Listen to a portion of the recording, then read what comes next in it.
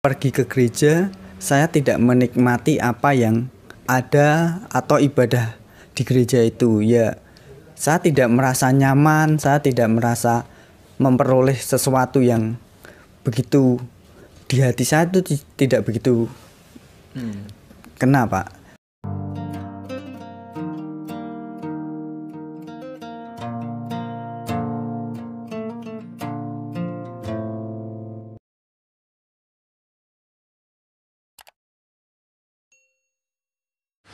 Shalom guys, berjumpa kembali dengan saya. Di dalam video kali ini, kita akan bersama-sama membahas dan meluruskan seorang mualaf. Dan terima kasih untuk teman-teman yang sudah mendukung channel ini. Tuhan Yesus memberkati kita semua. Hal yang perlu saya bahas di dalam video kali ini adalah terkait seorang mualaf mengatakan ketika ia ibadah di agamanya yang lama dulu, ia mengatakan ia tidak dapat apa-apa dan ia tidak merasakan apa-apa. Nah, saya katakan kembali bahwa terkait ia menjadi seorang mualaf, itu adalah hak semua orang. Dan itu bukan menjadi masalah bagi saya. Nah, kalau ada hal yang ia sampaikan tidak sesuai dengan iman kekristenan, maka saya punya hak untuk meluruskannya. Mari kita lihat bersama-sama cuplikan videonya. Bismillahirrahmanirrahim. Saya sejak kecil hidup di lingkungan yang mayoritas masyarakatnya memeluk agama Islam.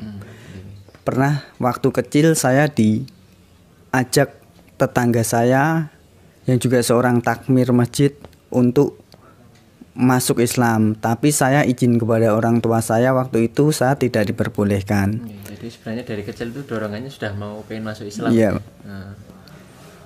Setelah itu saya semakin dewasa, saya pergi ke gereja, saya tidak menikmati apa yang ada atau ibadah di gereja itu. Ya, saya tidak merasa nyaman, saya tidak merasa memperoleh sesuatu yang begitu di hati saya itu tidak begitu.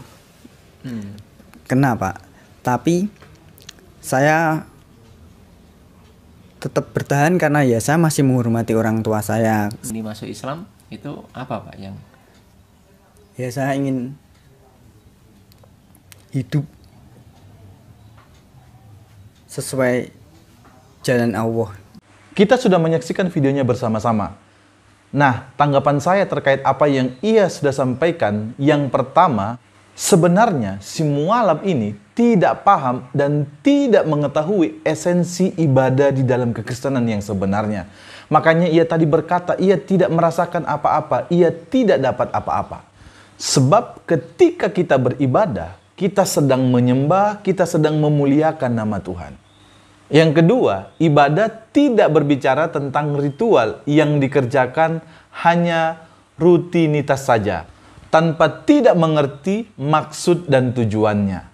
Jadi, datang ke gereja bukan hanya duduk, diam, habis itu memuji Tuhan, habis itu dengar firman, tetapi hati dan fokus kita nggak tertuju kepada Tuhan, maka ibadah yang kita kerjakan itu hanya bersifat ritual dan rutinitas saja dan hanya absen muka saja. Dan ini hal yang tidak boleh kita kerjakan di dalam ketika kita beribadah.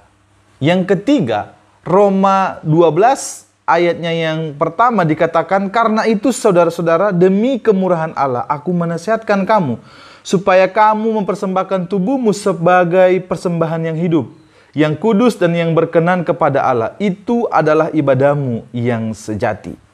Artinya, ketika kita beribadah, seharusnya hati atau keseluruhan aspek kehidupan kita hanya tertuju untuk memuji, untuk memuliakan Tuhan ketika kita beribadah.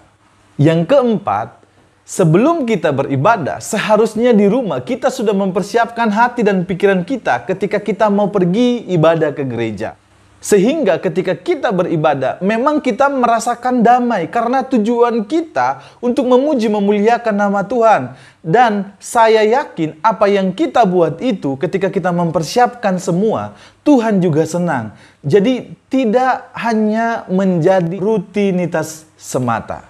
Dan yang kelima, Bagi orang yang mengaku percaya kepada Tuhan Yesus, seharusnya ibadah itu adalah ucapan syukurnya ketika ia menyembah, ketika ia memuji Allah yang ia sembah itu. Jadi bukan menjadi sebuah paksaan dan tidak menjadi sebuah hal yang sangat ditakutkan ataupun menjadi hal yang sangat sulit di dalam kehidupannya untuk ia kerjakan. Saya rasa cukup sampai di sini video ini teman-teman. Tuhan Yesus memberkati kita semua. Shalom.